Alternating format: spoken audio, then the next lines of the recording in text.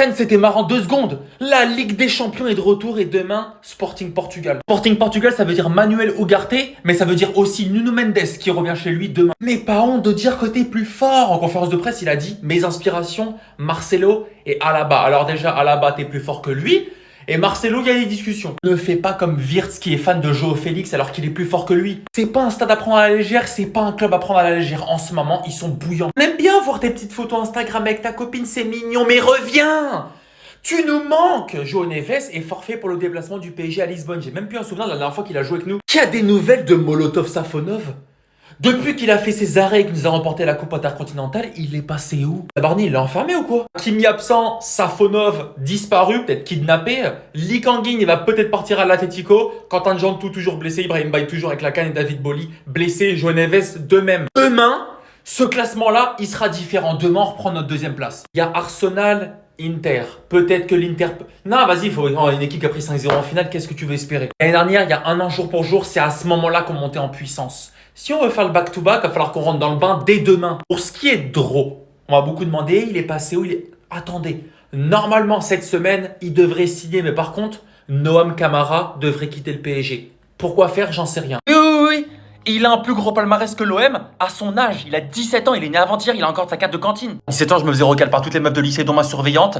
Lui, à 17 ans, il a une Ligue des Champions. Lui, à 17 ans, il a déjà remporté le trophée de la Coupe Intercontinentale. Lui, à 17 ans, il a déjà remporté la Super Coupe d'Europe. Même en Ligue 1, les courtes apparitions qu'il fait, il prend un trophée homme du match. J'aurais aimé le voir plus avec le Sénégal pendant cette CAN, mais les peu de fois où il est rentré, ça a fait la différence directement. Un petit mois avant la CAN, il met son premier but en Ligue 1 avec une frappe en lucarne. Je sais que tout le monde fait twerker Koundé, mais il a que 17 piges. Et lui aussi, il l'a fait tomber. Il a profité de sa première CAN pour marquer son premier but. Tout ça à 17 piges. Donc si je résume bien, Ibrahim Baye, 17 piges, né avant-hier. CAN, c'est fait. Ligue des Champions, c'est fait. Super Coupe d'Europe, c'est fait. Ligue 1, c'est fait. Coupe Intercontinentale 2025, c'est fait. Coupe de France, c'est fait. S'il veut, il peut arrêter sa carrière désormais là tout de suite là. Il a déjà un plus gros palmarès que certains joueurs qui ont dépassé la trentaine. Et le futur Sadio Mané. Sadio Mané va partir à la retraite. Ça y est, c'est terminé. Le futur du Sénégal, c'est Mbaye et personne d'autre. L'équipage, comme vous le savez, aujourd'hui c'est jour de match, jour de Ligue des Champions face au Sporting les gars. Et là derrière moi, comme d'habitude, toujours dans le bon, voici la composition probable du Paris Saint-Germain pour ce match choc entre le Paris Saint-Germain et le Sporting. Parti directement avec un trio d'attaque champion d'Europe, Visca Kvaratskhelia, Ousmane Dembélé et Désiré Doué. Les gars, c'est le trio magique, trio champion.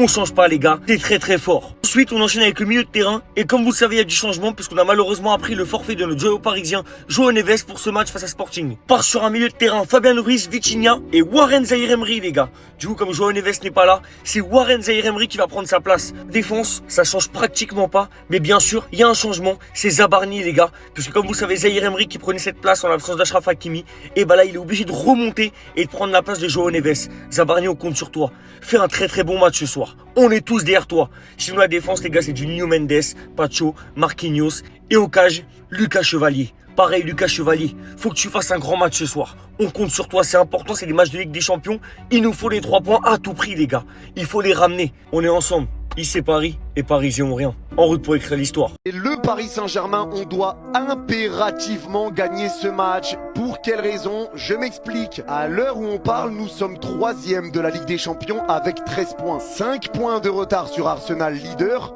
2 points de retard sur le Bayern 2e. Mais quand on regarde le top 8, le 8e est actuellement à 12 points, c'est-à-dire à un seul petit point du Paris Saint-Germain. Pire encore, le 9e et première équipe barragiste et non pas qualifiée directement pour les 8e de finale est également à 12 points.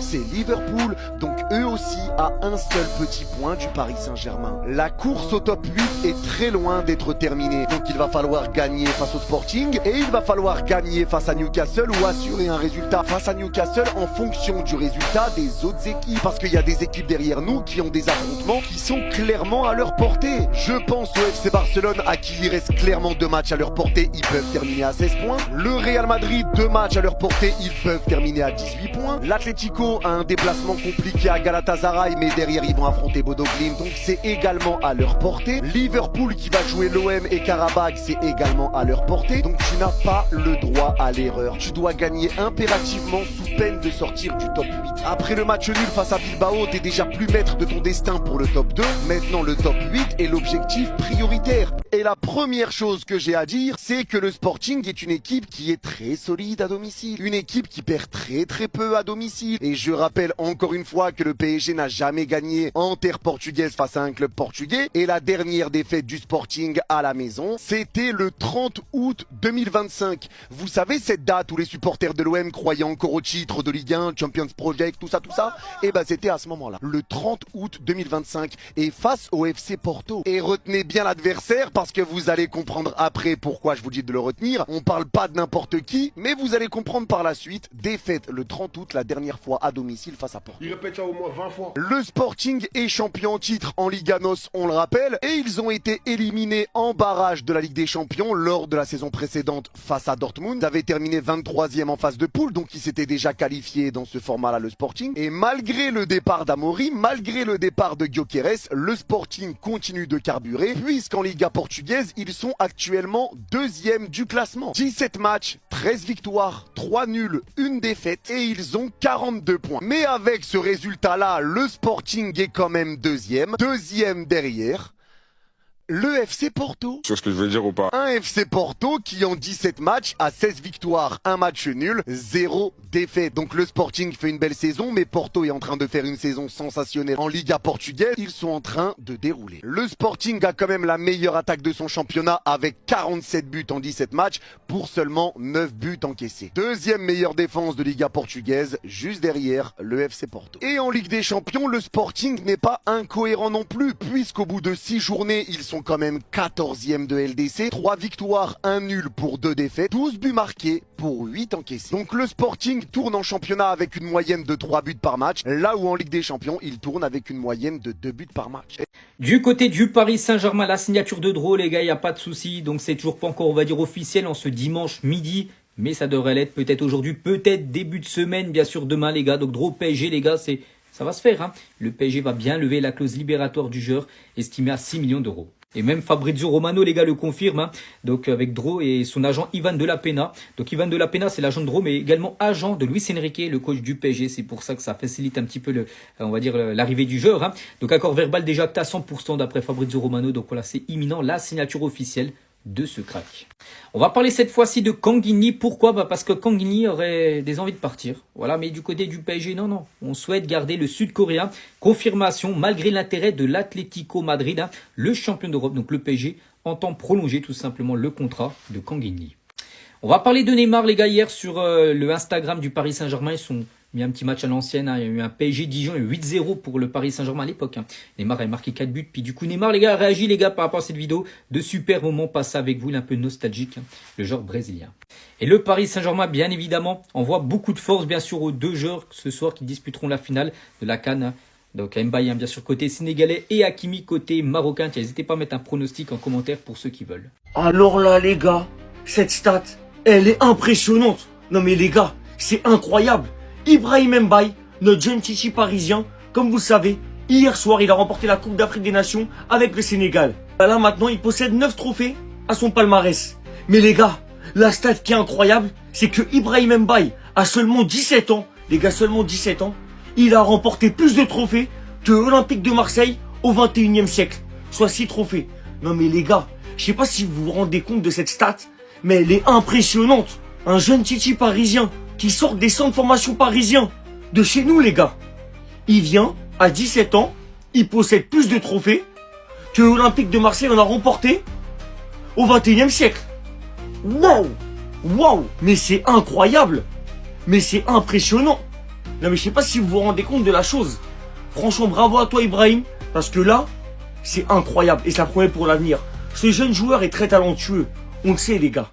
Mais s'il a déjà ce nombre de trophées à son âge, c'est que pour la suite, ça promet.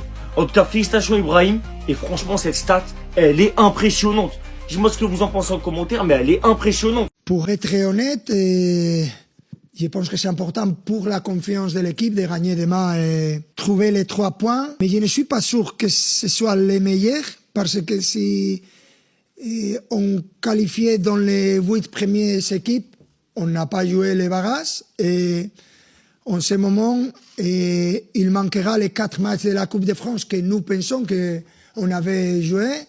Mais je ne suis sûr, c'est clair que notre objectif, c'est de gagner demain et qualifier dans les 8e, premières équipes, mais je ne suis pas sûr que ce soit le meilleur.